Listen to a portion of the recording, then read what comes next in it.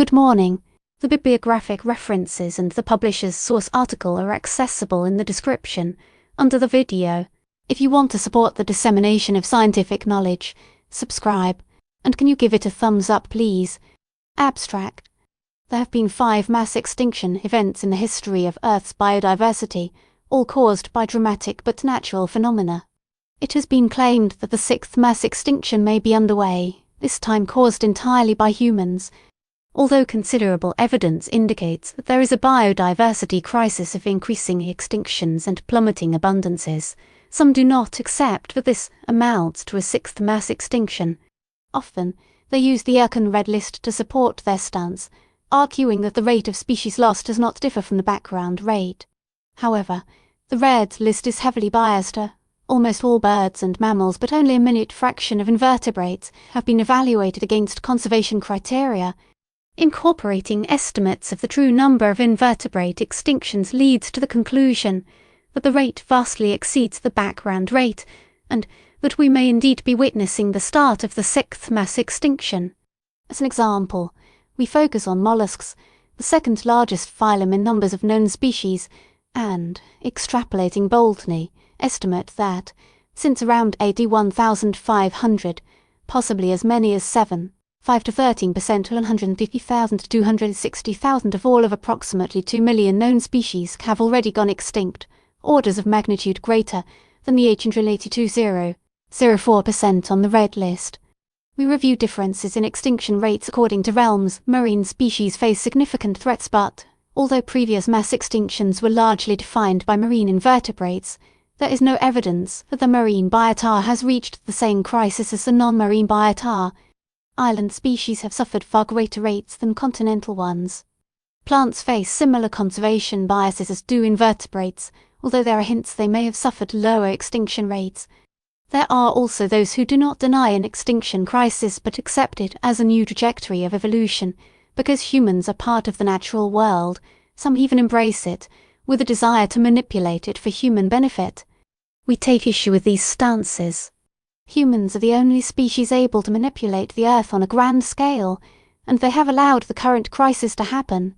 Despite multiple conservation initiatives at various levels, most are not species-oriented. Certain charismatic vertebrates accepted and specific actions to protect every living species individually are simply unfeasible because of the tyranny of numbers. As systematic biologists, we encourage the nurturing of the innate human appreciation of biodiversity, but we reaffirm the message that the biodiversity that makes our world so fascinating, beautiful and functional is vanishing unnoticed at an unprecedented rate. In face of a mounting crisis, scientists must adopt the practices of preventive archaeology and collect and document as many species as possible before they disappear. All this depends on reviving the venerable study of natural history and taxonomy. Denying the crisis, simply accepting it and doing nothing, or even embracing it for the ostensible benefit of humanity, are not appropriate options and pave the way for the Earth to continue on its sad trajectory towards a 6th mass extinction. 1. Introduction. In her book The Sixth Extinction, An Unnatural History, Elizabeth Kolbert presented the mounting evidence that the Earth is at the start of, or perhaps in the midst of, the 6th major episode of mass biodiversity extinction since life on Earth arose, the first such event to be caused entirely by humans. She is by no means the first to have drawn this conclusion, and it continues to be reiterated. The evidence for a major biodiversity crisis appears overwhelming. Yet there are some who deny that such evidence really exists and consider that it has been exaggerated by conservation and biodiversity scientists to attract greater public and political attention to biodiversity loss and to enhance opportunities to obtain research grants. Such denials make the headlines when the Intergovernmental Science Policy Platform on Biodiversity and Ecosystem Services 2019 report was released. That 2019, they continue to increase, as noted by Lee's 2020. Denial differs from skepticism. Gilher, 2018. Washington, 2018. The latter is a genuine component of scientific research and discovery, questioning assumptions, results, interpretations and conclusions, until the weight of evidence supports one conclusion or another. Denial, on the other hand, is plain disbelief in that weight of evidence. The notion of the sixth mass extinction, or at least a major biodiversity crisis, faces both skepticism and denial, as does the notion of anthropogenic climate change, the fact of evolution, the negative impacts of invasive species, and many other aspects of science in general. Skepticism and denial may be fueled by media headlines over-dramatizing dire short-term prognosis combined with exaggeration of perceived professional differences of opinion among scientists regarding, for instance, analysis and interpretation of data and the likelihood of insect Armageddon.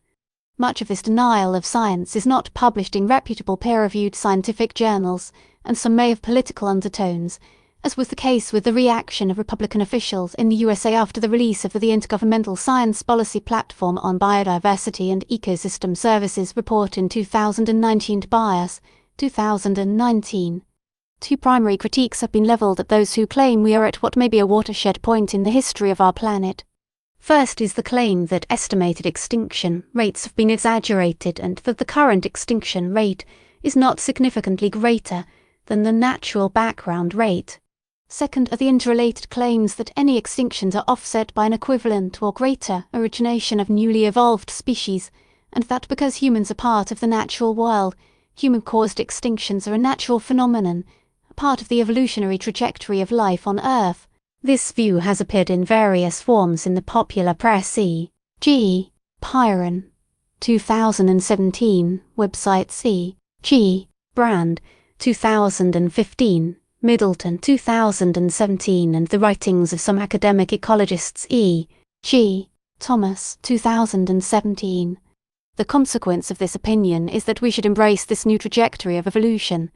Thomas, 2017, suggested that the rate of evolution, and therefore speciation, is now increasing in the face of change wrought by humans. Some acknowledge that although they consider there is no mass extinction, at least not yet, many species are becoming rarer or more localized, with an accompanying loss of genetic diversity, and that this is where we should focus our efforts, as rarity could have dire consequences for global ecosystems. Notably, increased rarity may result in functional extinction, which can drive further declines via co-extinction. Increased rarity is undoubtedly true, but that does not mean that mass extinction is not also occurring. Does the current episode differ from previous mass extinctions? There have been a number of such episodes in the history of the Earth, with most authors accepting 5 substantial mass extinctions since the Cambrian. These have all been caused by a diversity of natural phenomena and have been defined, for instance by Banoski 2011, as events standing out from a steadier background rate of extinction in having extinction rates spiking higher than in any other geological interval of the last 540 million years and involving, somewhat arbitrarily, a loss of over 75% of estimated species. By contrast, the current high rate of extinction is being caused directly by humans. Alroy 2008, p. 11,541 emphasized this difference succinctly in stating that the numerous anthropogenic causes of today's mass extinction are deeply unrelated to the known causes of earlier ones. Indeed, while the current crisis is essentially a non-marine phenomenon, the previous events were mostly defined based on marine, largely invertebrate, fossils, although the end Cretaceous event involved the demise of non-avian dinosaurs. Furthermore, various authors have arrived at as few as 2 or as many as 61 mass extinctions, as reviewed by Bambarth 2006, who concluded there were 18 but that only 3 stood out from the continuum of surrounding extinction intensities, although many authors continue to accept the traditional 5. Wiens, Sweet and Worsley 2020, while arguing philosophically that the terms background extinction and mass extinction are inappropriate because these phenomena are indeed the 2 extremes of a continuum, nonetheless acknowledged that the current crisis is qualitatively different because of its anthropogenic cause. Implicit in all the arguments denying the current crisis is that there is no need to worry, either because there is no such mass extinction event, or, as suggested hypothetically by Doug Irwin, if we really are in the midst of a mass extinction, then it is too late and there is no point in trying to do anything about it anyway. Note that Darwin himself in fact seemed to believe that there is no mass extinction or that the process is only beginning and that we may have a chance to prevent it if we figure out how. Along with numerous others, we take issue with these conclusions primarily for two reasons. Either there is mounting evidence that the extinction rate is not normal, and two, the exponential rise in the human population and in human impacts on the natural world are abnormally rapid, and crucially, we are not just another species evolving in the face of external influences because we have conscious choice regarding our future and that of Earth's biodiversity. Thus, not only are we losing species at a greater and normal rate, but also the processes of evolution speciation cannot keep up with this loss. We consider that the sixth mass extinction has probably started and present arguments to counter those who would deny this. We will probably not convince those who consider this episode part of the natural evolution of life on Earth and therefore that it is acceptable to just let it happen, that is, that they are wrong. Nor will we convince those who think that it is too late to stop it and that we should therefore embrace it, that is, that they also are wrong. However, we hope that we will at least give pause to those who by denying or downplaying it play into the hands of those who advocate doing nothing about it, or those who, accepting it, advocate that we should do our best to manipulate biodiversity, primarily if not solely for human, essentially economic.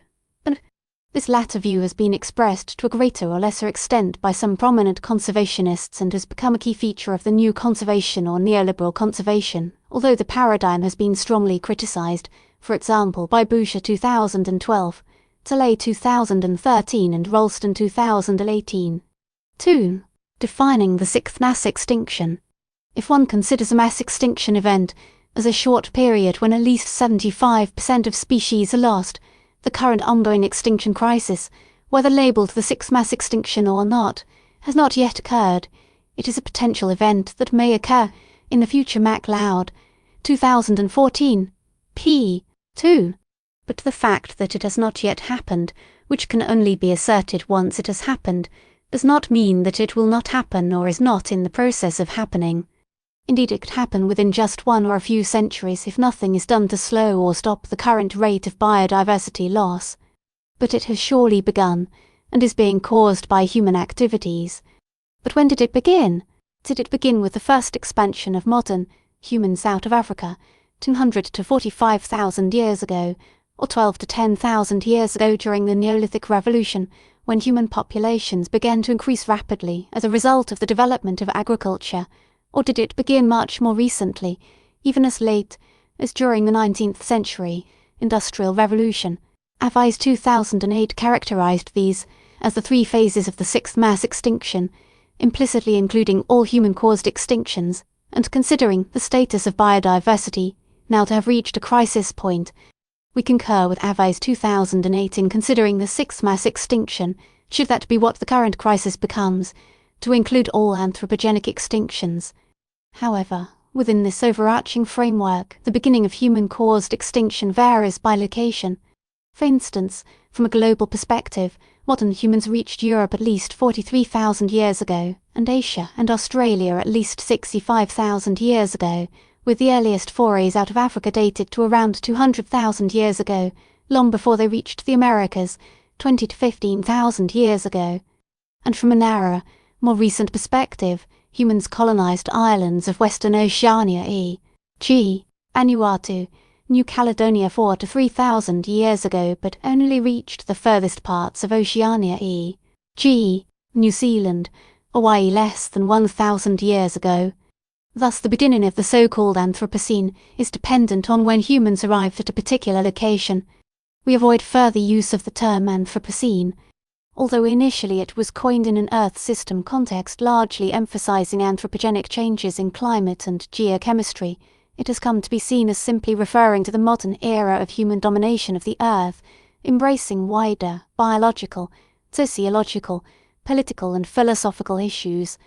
But it is poorly defined and has many critics, although also many supporters. It has been suggested that it may engender complacency and allow us to reconcile ourselves to a new normal, or at worst reflect an anthropocentric view that the Earth and its resources should be managed primarily, if not solely, for the benefit of humankind as critiqued by Rolston, 2018, a view, in one form or another, that is gaining traction at intergovernmental levels e.g. Massoud, 2018.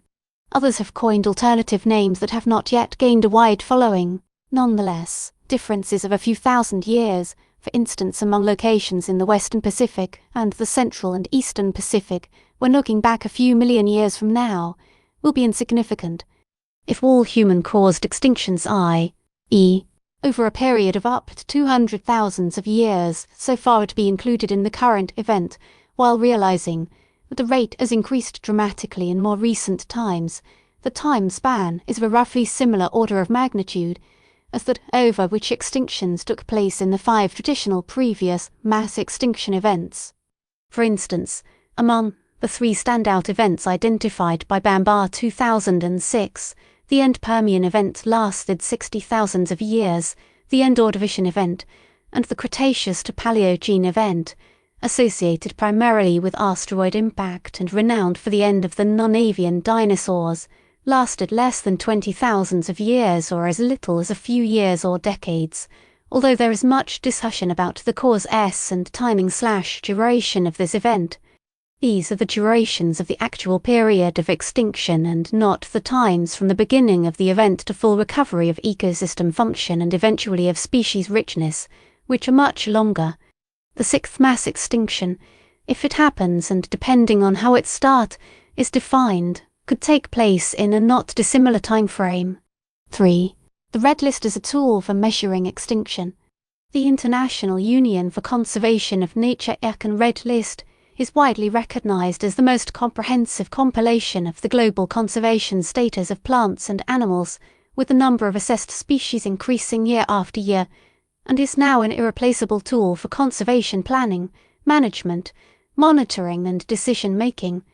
Its explicit goal is to assess relative extinction risk of species. In the course of assessments, some species are declared extinct, but listing extinct species is a byproduct of the Red List. However, various studies have used the Red List to ascertain the numbers of recorded modern extinctions, that is, since the year 1500, the data IUCN now uses as a cut-off for listing a species as having gone extinct, and to extrapolate from these numbers to an overall rate of extinction. Often, the focus is on vertebrates, mostly mammals and birds but sometimes including reptiles and fish. Most such studies acknowledge the limitations of the Red List data. Others, however, have used the Red List data without such acknowledgement and in support of their view the rates of extinction are not dramatically heightened, arguing that these are the dependable and true data from which to calculate rates, notably Lomborg 2001 and Briggs but also Lamkin 2016. IUCN 2020 has evaluated all known bird species and 91% of mammal species. Most estimates of extinction rates for these taxa have been based on the Red List and for mammals the Creo list, which also lists only species considered to have gone extinct since 1500. Estimates of extinctions of these taxa since 1500 may be quite accurate, especially with new approaches combining the timing and reliability of records, the timing and adequacy of surveys, and the timing, extent and intensity of threats. However, the Red List as a whole, and mammals and birds specifically, is not a good surrogate for assessing the entire extent of the current extinction event, as defined above for a number of reasons outlined in the following sections, and analyses based on the Red List inevitably underestimate real levels. This should be no surprise, as it was never designed as a comprehensive compilation of known extinct species. Mammals and birds are not representative of overall extinctions. IUCN 2020 assessed 120,372 species overall, including 52,649 vertebrates. Although a huge amount of detailed work, this represents only 6% of the total of around 14 million described animal and plant species accepted by IUCN 2020. The Catalogue of Life, which is the basis for many of the IUCN 2020 estimates of numbers of species in various groups, estimates that there are 2 million living species known to taxonomists. The number assessed is thus a tiny fraction of described species, heavily biased towards non-marine vertebrates, and especially mammals and birds. Nonetheless, many of the arguments both for and against the reality of the sixth mass extinction have been based on analyses of vertebrates, primarily mammals and birds, and to some degree amphibians, which have suffered significant declines and extinctions, most recently as a result of chytrid fungal infection, perhaps exacerbated by global warming. Coral reefs are sometimes incorporated into such analyses, as are plants, but invertebrates are rarely considered. The implicit, and sometimes explicit, assumption is often made that assessments of extinction rates of mammals and birds are reflective of extinction rates of all biodiversity, an assumption accepted not only among the vertebrate-centric media, but also among many vertebrate-centric scientific and conservation organizations and seemingly sometimes even among vertebrate-centric scientists themselves. ECON 2020 accepts an estimated 6,495 described mammal species and 1,147 described bird species, total 70,642, with 91% of mammals and all bird species evaluated. Of these 17,046 evaluated species, only 922, around 5%, were placed in the ECON category data deficient, that is, they lacked sufficient information to assess their conservation status according to the ECON Red List categories and criteria ECON 2012.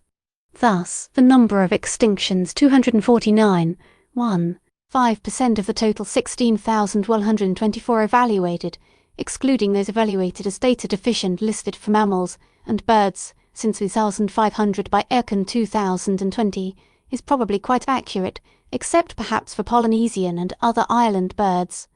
Although a small sample of overall biodiversity, if the estimates of extinction in mammals and birds could be considered a random sample of biodiversity, some confidence could perhaps be placed in extrapolations from these estimates to estimates of the overall biodiversity extinction rate. However, it is not a random but a highly biased sample. Mammals and birds have received considerable conservation support, without which their rate of extinction would have been greater, such that extrapolating from them to biodiversity as a whole would underestimate the overall extinction rate. Another bias lies in the fact that species with large body size e.g., mammals and birds, and vertebrates in general tend to have larger ranges, and smaller species, insects and invertebrates in general, and hence will not become extinct because of local habitat destruction.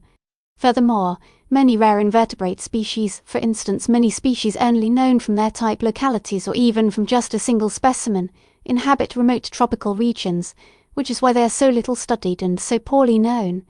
Given their probably small ranges, they may well be very prone to extinction, yet there is insufficient knowledge to evaluate them, which means Red List assessments are biased towards better-known species. Even among insects, Red List assessments have been heavily biased towards Odonata, Lepidoptera rhopalocera, certain Coleoptera, and Orthoptera. Red List assessments may also be biased towards threatened species, towards groups benefiting from being the target of ECON specialist groups, or in some cases towards regions with higher species richness, as has been shown for plants. For all these reasons, although public perception is that charismatic megafauna are the first victims of anthropogenic extinction, they may well have been during the prehistoric beginnings of the process and thus attract great concern. The untold thousands of invertebrate species that have gone extinct, unknown to humanity, vastly outweigh the small number of much better known vertebrate extinctions. 2 known extinctions since 1500 after Christ not listed. The ECON guidelines state that the category of extinct is used when there is no reasonable doubt that the last individual has died. However, extinction, the disappearance of the last individual of a species, is very difficult to detect. Listing of a species as extinct requires that exhaustive surveys have been undertaken in all known or likely habitat throughout its historic range, at appropriate times diurnal, seasonal, annual and over a time frame appropriate to its life cycle and life form. Listing as extinct has significant conservation implications, because protective measures and conservation funding are usually not targeted at species believed to be extinct. Therefore, a species should not be listed in the extinct or extinct in the wild categories if there is any reasonable possibility that they may still be extant, in order to avoid the Romeo error, where any protective measures and funding are removed from threatened species in the mistaken belief that they are already extinct. For a very large proportion of described species, there will never be dedicated exhaustive fieldwork at the appropriate time and over the appropriate timeframe because they are too numerous, and knowledge is too scarce to know the timeframe and even the range to be searched. Moreover, since the Red List seeks to avoid the Romeo error, uncritical acceptance of pronouncements and assumptions of extinction, it will underestimate the number of extinct species, even in well-known groups such as birds or amphibians. This is even acknowledged by the IUCN itself, which has created a possibly extinct tag for critically endangered species that are, on the balance of evidence, likely to be extinct, but for which there is a small chance that they may be extant. They have also created an analogous possibly extinct in the wild tag. IUCN 2020 listed 986 taxa with these tags. The taxonomic literature is full of examples of species for which the authors suggest they are probably extinct but do not dare to declare them so.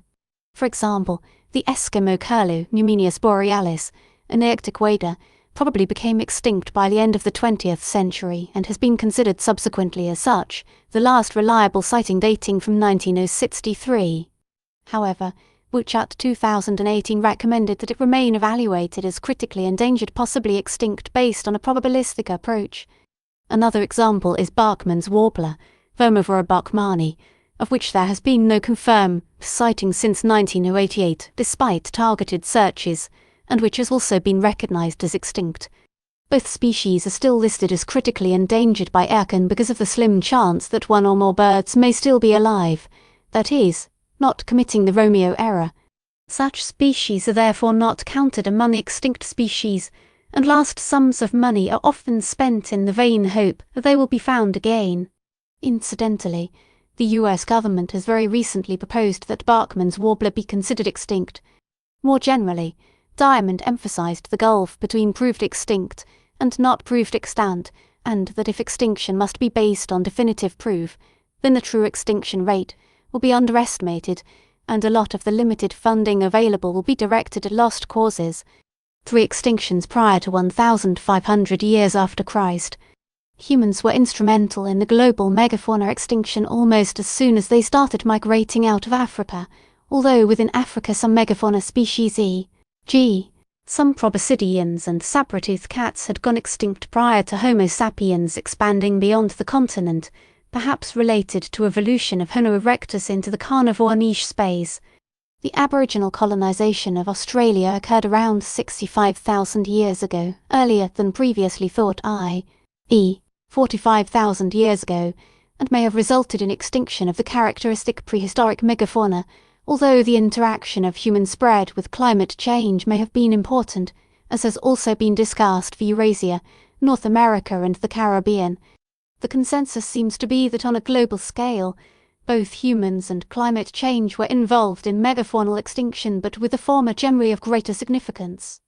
Avian extinction following initial colonization of western Pacific islands by native Pacific people has been estimated as extending back to at least 30,000 years ago, and of central Pacific islands to around 3,000 to 4,000 years ago. In the islands of the tropical Pacific, Stedman 1995 suggested that prehistoric anthropogenic bird extinctions, primarily rails, may have exceeded 2,000 species, possibly an overestimate, which, at that time, Stedman considered to be 20% of global bird diversity, although now around 15%. IUCN uses the year 1500 as a cut-off for listing a species as having gone extinct. However, even in the 500 years prior to discovery of the Hawaiian Islands by Westerners in 1778, during which time the islands were colonized by native Pacific people, roughly 50% of the avifauna of the islands went extinct as a result of both habitat destruction and predation. Similar rail extinctions took place on the Macaronesian Islands of the North Atlantic. None of these species is included in the Red List. 4 sentinel-N extinctions. In his book The Diversity of Life, Wilson 1999 coined the term sentinel-N extinction for species going extinct before they are collected and described. We do not know, and in most cases cannot know, how many sentinel-N extinctions have occurred, especially for invertebrates. An untold number of specimens of undescribed species lie waiting for us in the world's Natural History Museum collections, some of which, unbeknownst to us, will have already gone extinct. The largest proportion of biodiversity comprises undescribed species, and this problem is especially acute for invertebrates, with the proportion of undescribed insect species perhaps as high as 80%. Most undescribed species, notably invertebrates, that went extinct recently cannot be known unless they left a physical record, e.g., a snail's shell. For vertebrates, the bones of which may be preserved long after a species went extinct, knowledge of such species is more complete, and, with some major assumptions, for instance about constancy of extinction rates, extrapolation back into the past may permit an estimate of the numbers of species that went extinct but that remain unknown. According to Tedesco 2014, who based their study on vertebrates only, extinction of undescribed species may account for up to 59% of all extinctions, depending on the taxonomic group and region. In Hawaii, extinction has ravaged the Lepidoptera most without ever being collected. Indeed, there are many examples of recent species described after their extinction, in mollusks but also in other groups, even if the authors, probably fearing the Romeo error, sometimes did not declare them as extinct. For example, plants, insects, mammals, amphibians, reptiles and birds. 5. The invertebrate problem. Many known invertebrate species are in fact only recorded from one locality and sometimes only one specimen, making them impossible to assess with the red list criteria. For instance, around 20% of Australian Neuroptera are known from a single specimen or a single locality. In a random sample of terrestrial mollusks worldwide, 30% were known only from the original description and 33% from only one locality. In a random sample of Coleoptera, 53% were known only from a single locality and 13% from a single specimen. Among species of Trichoptera newly described in 2011 to 2014, 45% were based on singletons, and of 2,198 worldwide mantids, 48% are reported based on single specimens. This extreme paucity of records for invertebrates is the rule and accounts for the difficulty of assessing them properly against the red list criteria. For aquatic invertebrates, up to 34% of the assessed species i.e., a sample of species for which there were enough experts and potential knowledge to start the assessment process were listed as data deficient. 4. Other approaches. The primary reasons why the red list is not a good basis on which to assess global extinction rates are thus it is far from comprehensive and biased taxonomically, and to do it is impossible to evaluate the vast numbers of species, notably invertebrates, according to the Akan categories and criteria, not only because of their sheer numbers but also because we simply do not have adequate data. Even if we did have the data, it would be the fate of many invertebrate species to jump from data deficient 1 year to extinct a few years later. In the search for alternative approaches, some have suggested revising and augmenting the red list criteria to permit more realistic evaluations of invertebrates or plants. More general attempts to assess large-scale extinction have, since long before the prominence of the red list, been based on species-area relationship approaches that are not dependent on known or supposed extinctions of individual species but on projections of, for instance, area of habitat loss extrapolated to proportional loss of species according to various assumptions. However, there are many problems with using the species-area relationship, and many interpretations have been criticized for either over or underestimating future extinction rates. Nonetheless, despite the arguments, whether overestimates or underestimates, all indicate significant extinction through loss of habitat, yet all these efforts have even been decried as part of an exaggeration campaign that grossly overestimates extinctions, based on theory as opposed to real data, and the approach remains popular due to sick inertia. Most recently, efforts have been made to base evaluations on essentially qualitative expert knowledge. Geese 2017 focused on threats and Thompson 2017 on records and surveys, the former adopting a probabilistic approach based on structured reasoning, the latter on a modelling approach, and, as exemplars, using a plant and a bird species, respectively. Bouchet 2018 extended these approaches to address the probability of extinction for 61 bird species. Using such methods adds quantitative rigor to assessments of extinction but still depends on considerable species-specific knowledge, which for most invertebrates is not available, and is unlikely to become available, in part because the resources to obtain the necessary data are also not available. Other alternative approaches include the Red List Index, which was designed to measure extinction, risk of sets of species, and to track changes in this based on the changes over time of the proportion of species in each category on the Red List, extrapolation from well-known taxa, modeling the impact of climate change on extinction, risk, or a combination of these approaches. 1. The need to address invertebrates. Invertebrates constitute the vast majority, 95 to 97%, of known animal species. It is therefore essential that invertebrates are included in any plausible estimate of overall biodiversity extinction. However, in contrast to the evaluation of all bird and most mammal species, only around 5% listed as data deficient of the around 1.5 million described species of invertebrates accepted by IUCN 2020. Only 23,808 6% have been evaluated, of which 6,525 27% are data deficient. Despite his denial of significantly enhanced rates of extinction, Briggs 2017 acknowledged that using vertebrate animals to predict global events was problematic and advocated that we continue monitoring the well-known groups of insects and use them as surrogates to estimate the overall extinction rate. We agree with this statement, but we extend it to other groups of relatively well-known invertebrates, notably the mollusks. Most animals are indeed insects.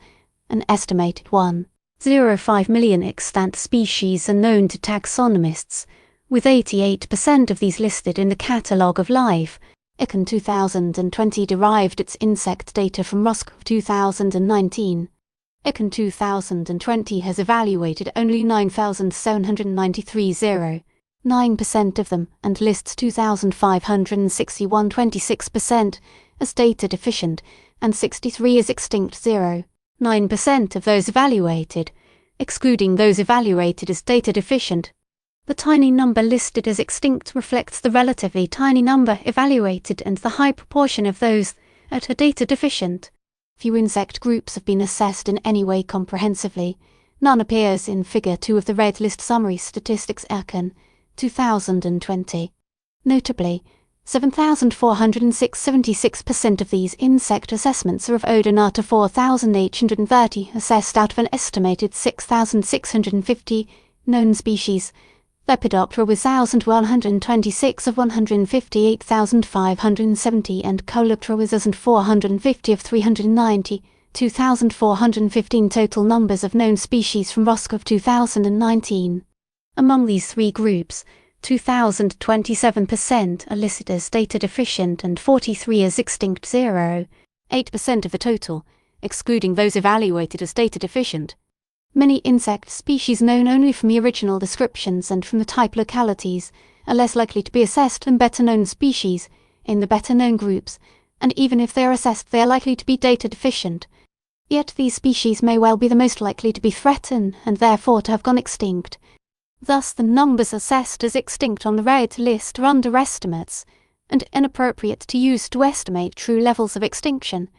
But furthermore, it is inappropriate to argue, based on such subsamples of taxonomic groups and the numbers of species assessed by IUCN as extinct in those subsamples, that those same numbers are the total numbers of extinct species in each entire group, that is, not just the assessed species but also those not assessed, thus stating that since only 63 insect species are listed as extinct by IUCN out of the total 1.05 million species, the rate of insect extinction is so low that it is not of concern. Instead, it is necessary, at least, to extrapolate based on the proportion listed as extinct of only those assessed excluding data deficient for the group, and not the total known for the group, in order to estimate the proportion extinct for the entire group.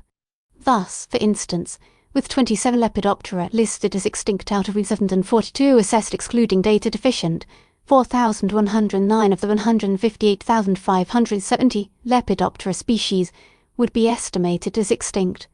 Similarly, 7,127 Coleoptera 16 listed as extinct but no Odonata none listed as extinct would be estimated as extinct. Even within Lepidoptera, for butterflies 19,049 total species 4 are listed as extinct out of 970, 3 assessed excluding data-deficient species.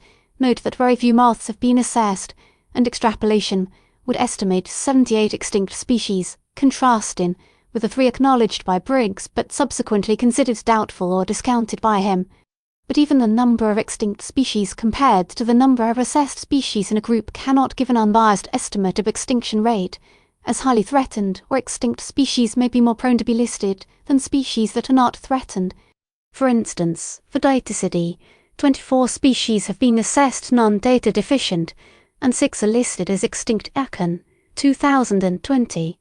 Incidentally, one of these 6 species is Charybdis novaechaeldonii, included in the red list since 1996 as Rantus novaechaeldonii, which is not extinct and has been recorded recently from New Caledonia. Without knowing how the assessed species were selected, it would not be justifiable to infer from these figures that 25% of Dicticidae species are extinct. If the proportion of extinct described insects were the same as the proportion of mammals and birds listed as extinct by Econ 2020, then there should be roughly 15,000 extinct species of insects. But even if extinction rates for insects are lower than those for mammals and birds by as much as an order of magnitude, which the data above do not seem to support, this still seems unlikely to account for the tiny number listed as extinct on the red list, which is more likely to be a result of lack of knowledge or a lack of experts to undertake evaluations for the red list. To illustrate this last point, among the 139 taxon-specific specialist groups of the Econ Species Survival Commission, only 17 are devoted to invertebrates, yet there are 36 for mammals and 19 for birds. Therefore, extrapolating from the red list numbers for insects or from a subset of insects to a global estimate of the number of extinct species will still result in an underestimate, and because different groups of insects may have suffered different rates of extinction, as suggested by the analysis above, selection of one or a few groups in particular may not be representative of insects as a whole. Incidentally, it is symptomatic that, despite the 373 chordate species listed as extinct Econ 2020, not one of their multicellular helminths, lice, crustaceans or unicellular parasites is listed. For example, a species of amphipod that parasitized Stella's sea cow, Hydrodamales gigas and Sixthoroptera lice that went extinct when their bird hosts disappeared co-extinction, and 2 to 4 other lice, the extinction of which was due to efforts to save their hosts, including the little spotted kiwi, Apteryx oinea, and the California condor, Gymnogyps californianus, stated that butterflies, tiger beetles, dragonflies, damselflies have been of special interest to amateur and professional entomologists. Each group is well known. It has a worldwide distribution, and its species extinction during the past 500 years is documented. Among these 4 groups, 260 species have been evaluated, and only 3 were found to have become extinct. End of quote. It is true that butterflies are more popular, and hence probably better known by naturalists globally than other groups of insects, but this does not mean that their extinctions are well documented. There are only 4 extinct butterflies listed in the Red List Econ 2020, despite the fact that more extinctions are reported in the literature. The statement that 25,260 species in these groups had been evaluated is not true. In fact, only 5,877 of them have been assessed by Econ 2024,830 odonates out of a total of 5,912, was and 43 of 19,049 butterflies, and 4 of more than 2,300 tiger beetles. His figure of 25,260 is in fact the total number of their known species of odonates, butterflies and tiger beetles. To conclude, for instance, that none of the above 2,300 tiger beetles has gone extinct on the basis of the 4 that have been evaluated is not appropriate. Thus Briggs' estimates of extinction rates are artificially low. Nonetheless, at least odonates and butterflies do appear to exhibit lower than average extinction rates among insects as a whole, based on red list data, perhaps because higher vigility and concomitant larger range sizes reduce extinction risk in these highly volant groups. No single large insect group has been comprehensively assessed for the Red List. For this reason, using the proportion of species listed as extinct by the Red List in a given group of insects compared to the number of described species in that group to assess extinction rates is misleading. To the value of terrestrial mollusks for assessing invertebrate extinction rates. In attempts to surmount this apparently intractable invertebrate problem, Reichnier and Cowie focused on mollusks. Mollusks are a reasonably well-known group of invertebrates, which makes them valuable from the perspective of extrapolating extinction rates to biodiversity.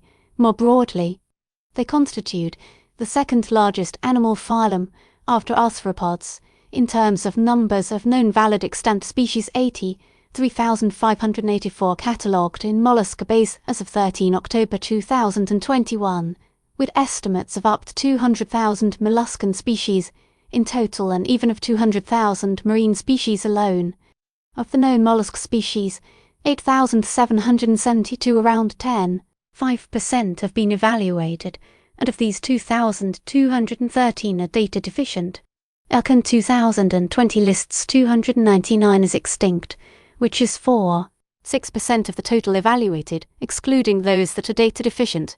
Thus, mollusks have suffered a considerably higher rate of extinction than birds and mammals 5%, based on analysis of the IUCN Red List data, with the caveat that there is probably some bias towards listing extinct species. Despite the relative lack of data on invertebrates compared with vertebrates, almost the same number of mollusks 299 are listed as extinct by IUCN 2020 as all mammals, birds, reptiles and amphibians combined, 314, most of those mollusks 273 are gastropods, with a great majority being land snails from oceanic islands, and more than half of these 135 being Pacific Island snails. Preservation potential of organism remains is important in assessing extinctions, but there are inherent preservation biases that can influence such assessments. For instance, the preservation potential of mammals is much greater than that of amphibians, and that of large vertebrates is much greater than that of small vertebrates. Among terrestrial invertebrates, mollusks are a good candidate for assessing species losses, as they leave long-lasting remained shells in the fossil and archaeological records when they die. On islands, especially where limestone substrates with a high calcium content allow long-term persistence of empty shells, many surveys have revealed a recently vanished fauna, and species new to science, although already extinct, have been described. Insects or other arthropods, many of which do not leave identifiable remains, generally cannot provide such an insight into recent extinctions as mollusks can, unless time-demanding sample analysis methods are used, e.g. swamp coring, in which case recent insect extinctions and their possible causes may be revealed. Nonetheless, many insects are preserved in amber and others are well known from, for instance, lacustrine deposits, fen and bog peat deposits, and oil seeps. 3. An assessment of global extinction based on mollusks. Despite major efforts by IUCN, the Red List data for mollusk extinctions remain far from comprehensive. We have undertaken assessments that have shown that many more mollusk species are known by the scientific community to be extinct than are included in the Red List. Our approaches were a combination of expert and survey/records approaches. However, they were not probabilistic, structured reasoning approaches, although they did incorporate probability modelling aspects. Our most recent numbers are 638 species extinct, 380 possibly extinct, and 14 extinct in the wild, a total of 1,032 species in these combined categories, and more than twice as many as listed by IUCN 2020 in these categories 462. Furthermore, based on expert assessment of a rigorously random global sample of 200 land snail species, extrapolation estimated that of around 30,000 land snail species, the number recognized at that time by Rosenberg 2014, 3,000 to 5,110 to 17%, may have gone extinct based on reassessment of the data of Reichnier by Cowie 2017. When extinctions of the around 44,000 marine mollusks were taken as effectively 0-3 extinct, 3 possibly extinct, then 4 to 7% of the 73,000 to 75,000 described mollusk species had gone extinct. According to Molluscabase, the total number of known valid extant mollusk species is somewhat higher than the estimates of Rosenberg that Raikkonen and Cowie used in their calculations. However, the overall picture of extinction has not changed. If we assume that the 200 land snail species sampled by Raikkonen are representative of known non-marine invertebrate diversity and their extinction rate, admittedly a bold assumption, although 2¾ of species and non-marine and marine extinctions are negligible compared with non-marine extinctions, then approximately 5 to 13%, 150,000 to 260,000 of all of approximately 2 million species have gone extinct since around 2500. This is orders of magnitude greater than the 882,004% listed as extinct by IUCN 2020. But is it a biodiversity crisis, or even the sixth mass extinction? Current versus background extinction rates. Arguments surrounding the question of whether current extinction rates are artificially high depend on an assessment of the background rate of extinction.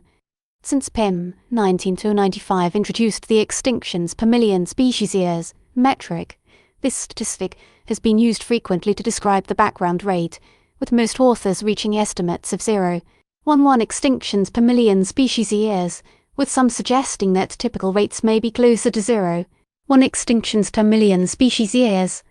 However, based on mammals, Ceballos 2015 estimated a background rate of around 2 extinctions per million species years. Nonetheless, Briggs preferred to use a Pleistocene background extinction rate of about 0.5 species per year for comparison with modern extinctions. However, the great value of extinctions per million species years is that the rate of extinction proportion of the biota going extinct is independent of the total number of species, while a specific number of species going extinct says nothing about the rate. Nonetheless, for ease of comparison, and under the assumption of a total of around 2 million described species, a background rate of 2 extinctions per million species years equates to 4 species extinctions per year, but 0.5 species per year equates to only 0.25 extinctions per million species years.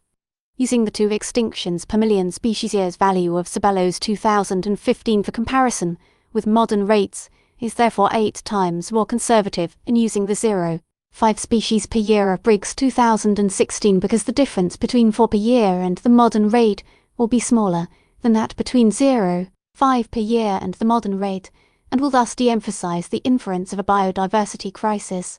Further, in the present time frame of hundreds of years i.e., IUCN listing extinctions since 1500, for ease of understanding, extinctions per million species years is equivalent to the number of extinctions per 10,000 species per 100 years.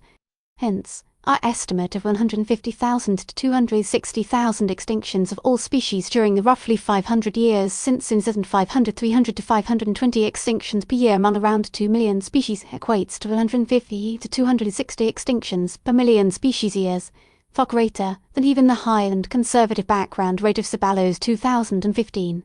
If, more conservatively, we base our calculations on the 638 mollusk species we considered extinct out of around 80,000 extant not fossil-only mollusk species, including marine species that have suffered negligible extinction, we obtain a rate of 16 extinctions per million species years, or 26 extinctions per million species years if we also include species we considered possibly extinct 380 and extinct in the wild 14. However, these estimates are artificially low because we compared known by us extinctions with total known species as opposed to only those known species the status of which we had screened additional known species might be extinct, unbeknown to us.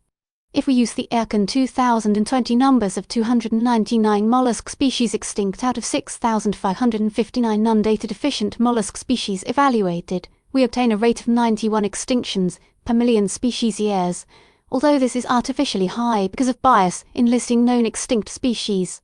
The average of these various estimates of mollusk extinctions falls a little over 100 extinctions per million species years, but with a huge variance dependent on the data used.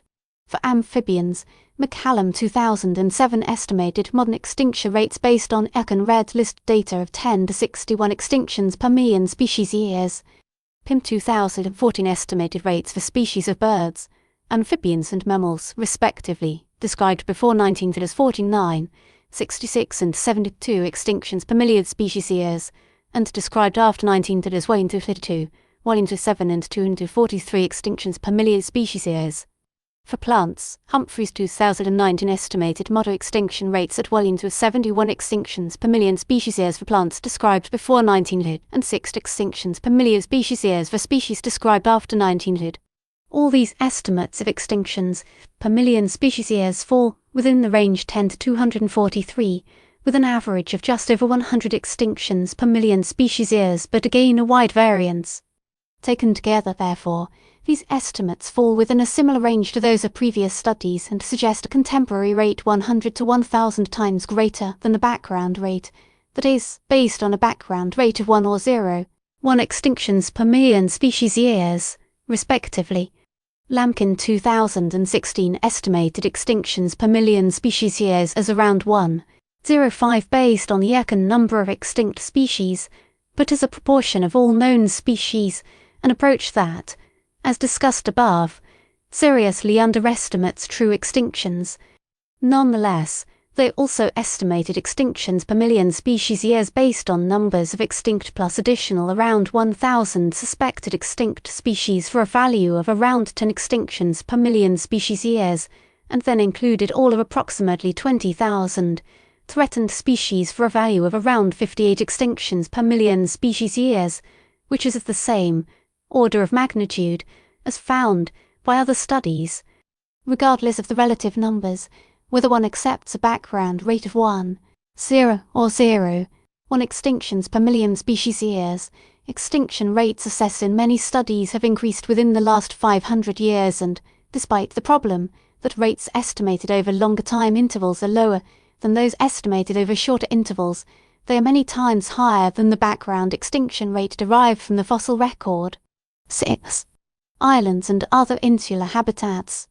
Most estimates of extinction rates, including ours, indicate that island species have suffered far greater rates than have continental species, a fact that is widely acknowledged. However, Briggs 2017 discounted this as not representative of a sixth mass extinction, focusing on continental faunas with much lower extinction rates. But ignoring island species downplays the seriousness of these losses, with figures such as 2,000 bird species extinctions on Pacific Islands after human colonization beginning just a few thousand years ago, that is, the loss of almost 1/6 of the current worldwide bird fauna, while it has generally been thought that the vast jungles of the Amazon basin and Central Africa may not be populated by extremely narrow endemic species, at least not on the scale of island endemics inhabiting only a few square kilometers. There are nonetheless many habitat islands within continental regions that do indeed support relatively narrow endemics that are just as threatened as those of oceanic islands. The land snails of karst outcrops in Southeast Asia and elsewhere are highly diverse and narrowly endemic, often to single outcrops, and are under severe threat. Freshwater spring snails are particularly vulnerable because of their typically narrow ranges, often just a single spring or spring complex, as amphipods and other taxa including plants of artesian springs in Australian deserts. Cave faunas in many parts of the world harbour highly endemic invertebrate faunas, with some species restricted to single caves, for example in Romania and South Africa. Fish species in isolated Chinese plateau lakes exhibit high levels of single-lake endemism, as do freshwater snails endemic to one or a few of these lakes. Ancient lakes in the Balkans support radiations of endemic snails and crustaceans. Equally, the biota of single isolated mountain-top sky islands often include endemic species of many groups. All these ecosystems are isolated by the surrounding habitat and in this regard are equivalent to oceanic islands. But the biodiversity of many of these isolated habitats has been only poorly surveyed and no doubt large numbers of endemic species await discovery. While it certainly seems that island biota are more subject to extinction than continental species, such a broad conclusion may hide the vulnerability of the great diversity of narrowly endemic continental species occurring on such island equivalents. Even in the Amazon basin it is increasingly recognized that many cryptic taxa may not only be restricted to areas of endemism bounded by major rivers but also only occur in minute effluvia within these areas. 7. Marine species. Environmental health of the oceans is the subject of considerable media attention that to a large extent tends to treat pollution e.g. the seventh continent of plastic, the collapse of fisheries, and extinction as different manifestations of the same problem. Ironically, although the first 5 mass extinctions are documented based on the marine fossil record, there is remarkably little evidence that a sixth mass extinction may have begun in the oceans. 2 much-cited studies have documented the overfishing, past, present and projected, of commercial fish stocks and their collapse by the middle of the 21st century, leading to media statements such as seafood off the menu by 2048 and no more fish by 2048. However, commentators have confused commercial extinction, the economic and ecological collapse of fish stocks, and biological extinction, the disappearance of all individuals of a species. It cannot be denied that commercial fish stocks have been, and continue to be, depleted, and the reduction of size in target fishes throughout the 20th century provides compelling evidence of shifting baselines. It is, therefore, remarkable that, in contrast to this massive body of evidence, there is a just one documented extinction of a truly marine fishes Interishtis unipennis, known from a single specimen collected in Tasmania in 1802. Additionally, the Houting, Coregonus oxyrhynchus, from the estuaries of the North Sea Basin, and the Amphidromus New Zealand grayling, Prototrochus oxyrhynchus gunther, are also extinct. All other 72 fish species listed as extinct 62 or extinct in the wild 10 on the Red List Econ. 2020 are strictly from fresh water. In addition to fishes, marine species listed as extinct include the iconic Steller's sea cow, Hydrodamalis gigas, the Caribbean monk seal Neomonochus tropicalis, the great auk, Pinguinus impennis, and several other seabird species, although the monk seal and the seabirds faced threats when on land rather than in the sea, as well as just one alga species, the rhodophyte Van Vorschabeniciana papinfus, from Sydney Harbour, not recorded since 1886, and 4 species of marine molluscs. Of these molluscs, Literaria flammea from the mangroves and salt marshes of China has been rediscovered, although its survival remains uncertain, and the Asimynid Omphilotropes plicosa from Mauritius qualifies more as a halophile terrestrial species than as a marine snail. In fact, the New England eelgrass limpet, Lotia alveus, remains the only marine invertebrate the taxonomic status of which is undisputed and which has a well-documented extinction history. The decline of the 4th mollusk species, Lotia edmicelli, first described as a Pleistocene fossil, is not linked to obvious modern environmental changes and may have been natural. Roberts 1999 argued that there are several reasons to suspect that many marine extinctions have gone unnoticed, an assertion with which we agree. But we do not share their judgment that compared with terrestrial ecosystems, the sea has been far less studied and the historical baseline of information tends to be brief. It is harder to sample marine ecosystems, whereas their statement that our taxonomic knowledge of many groups remains fragmentary applies just as well to most non-marine invertebrate groups. Beyond the red list, there are indeed additional cases of marine species declared extinct, and Gravely 2015 even speculated that of 53 species of Mediterranean hydrozoa not recorded in the literature in the preceding 41 years, 60% i.e., 32 species could be declared extinct. Just as on land, species declared extinct may also be rediscovered. Admittedly, the vastness of the marine realm and the remoteness of some places make it difficult to conduct exhaustive surveys to document the conservation status of many of its species components. However, this vastness and this remoteness are precisely what makes marine species less prone to global extinction. We agree with Roberts 1999 that what is now beyond doubt is that many marine species have begun walking the path to global extinction, that the various threats continue to mount, and that extreme rarity may be the harbinger of extinction, but we conclude, in line with the review of Monteluna 2007 and with the views defended by Briggs 2017, that there is no evidence that a sixth mass extinction has already hit marine biotar. 8. Plants.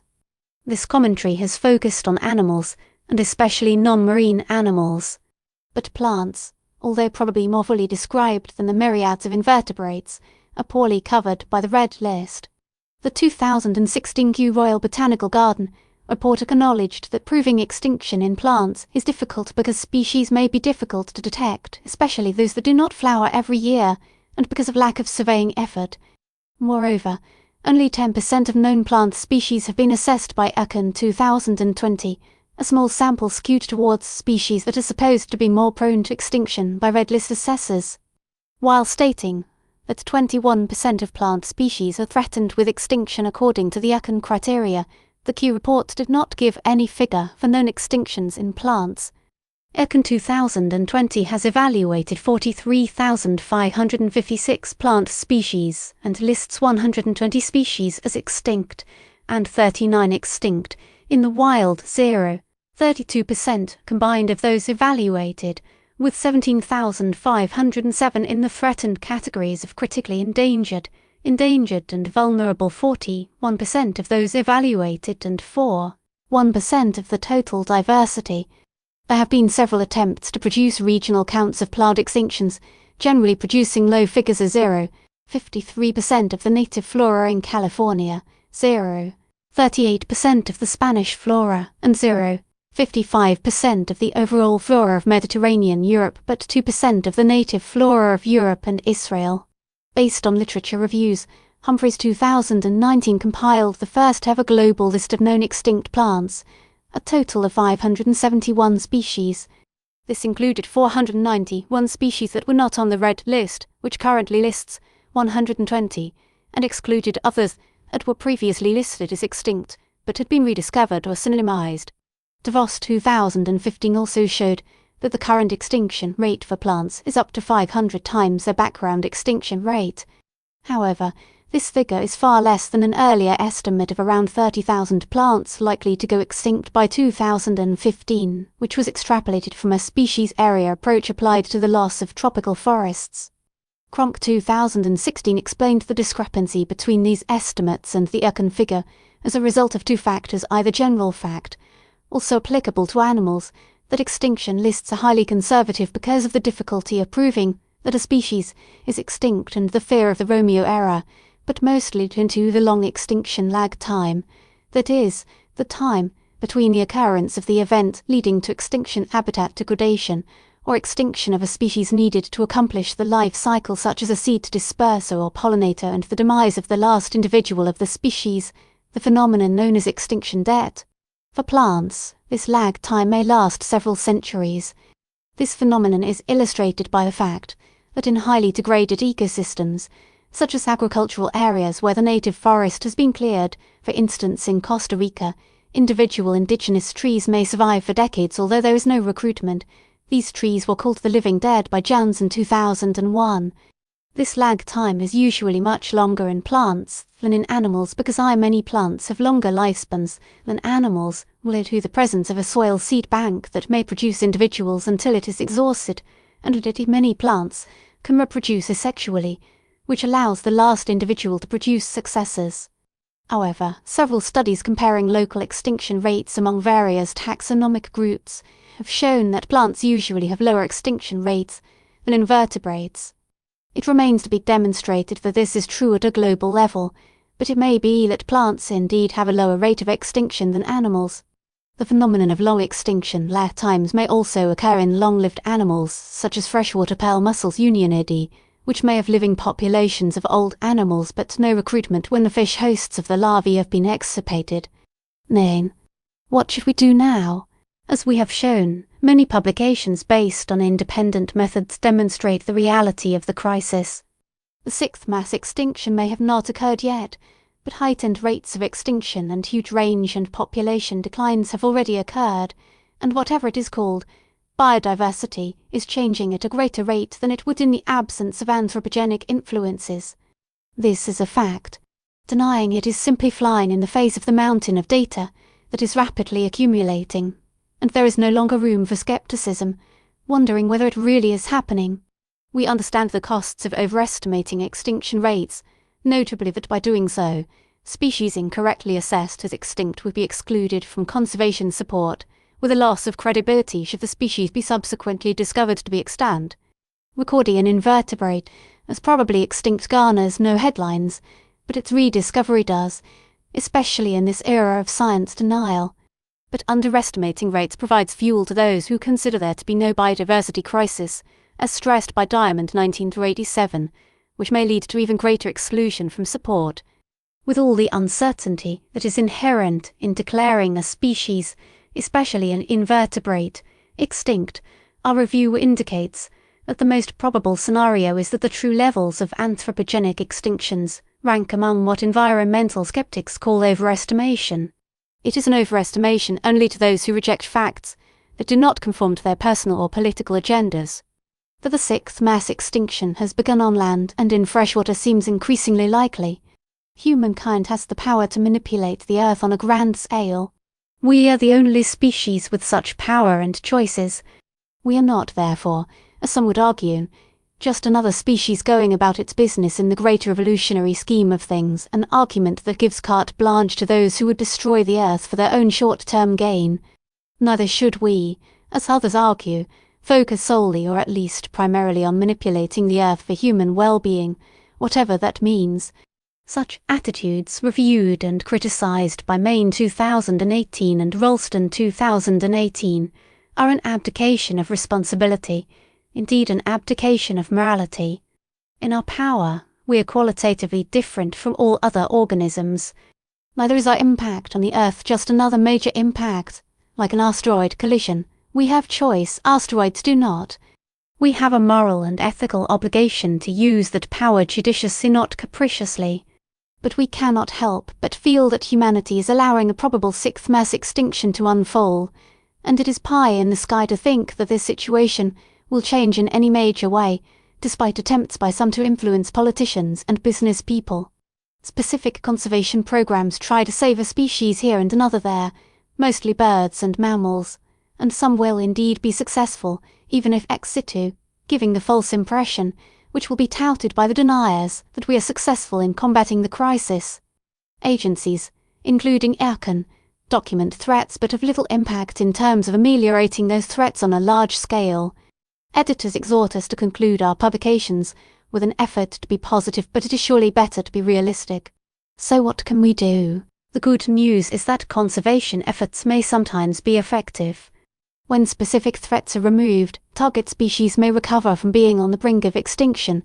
For example, recoveries of marine mammal species following hunting bans, recovery of native faunas, including invertebrate species after invasive species eradication on islands peregrine falcon, Falco peregrinus tunstall, 1771, recovery from near extinction in North America after banning of dichlorodiphenyl trichloroethane.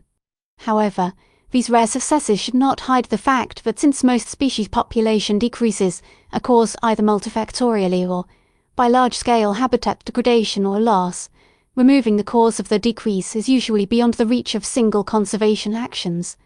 Moreover, most such bright spots target vertebrates.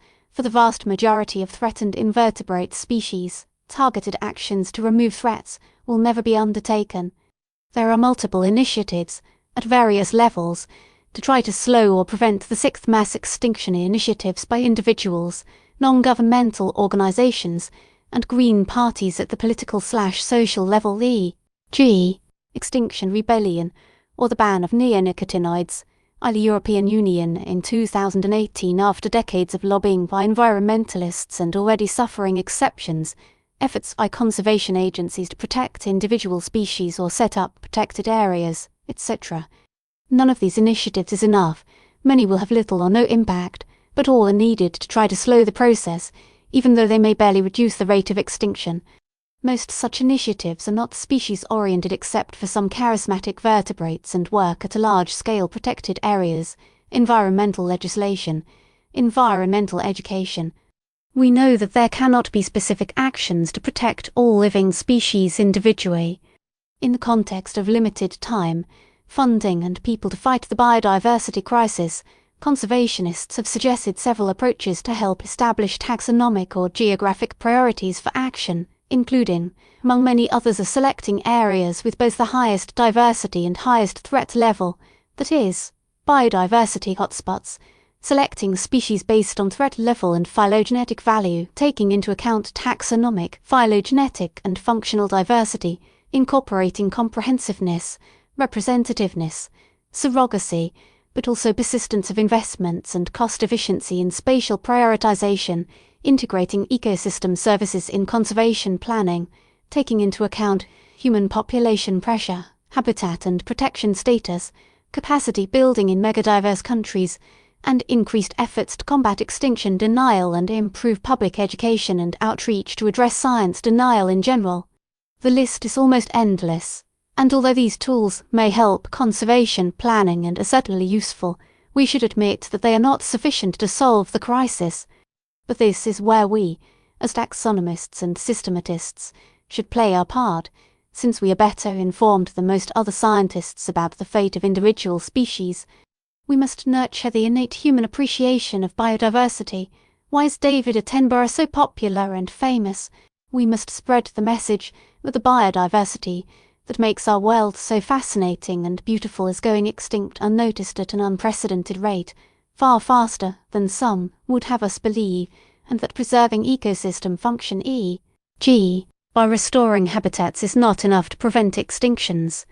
And because it is not feasible to conserve all species, we must do our best to collect and, if possible, describe species before they go extinct.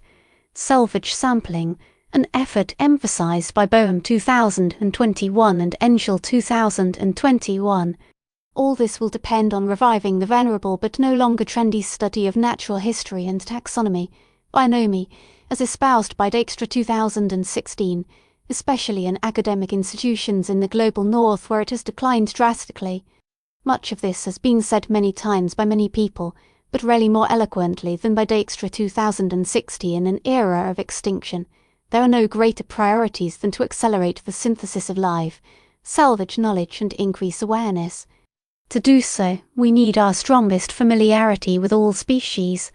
Furthermore, to develop a sound view of all life on Earth, it is crucial that in addition to the large, beautiful and charismatic animals, we also focus our attention on the endless forms most stupid, icky, and small, the non-charismatic invertebrates. However, at the current pace of exploration and discovery, it will take over 300 years to describe the remaining undocumented 6 million species of the planet. Yet the bottlenecks to finding, collecting, describing and naming the remaining species of the world are not technical or technological, but sociological and regulatory. For example, with all good intentions, the 1992 Convention on Biological Diversity and in particular its 2010 appendix, the Nagoya Protocol, introduced regulatory changes that, rather than facilitating it, have made biodiversity collecting and research extremely difficult to undertake, especially in some of the most biodiverse countries and for the multitudes of little-known invertebrates for which local capacity to describe species is lacking. In preparation for the 15th meeting of the 15th Conference of the Parties to the Convention on Biological Diversity, numerous world leaders in September 2020 made declarations that biodiversity extinction must be stopped by 2030, and the first resolution of the Kunming Declaration, released on 13 October 2021 during the first part of the 15th Conference of the Parties, commits to reverse the current loss of biodiversity and ensure that biodiversity is put on a path to recovery by 2030 at the latest.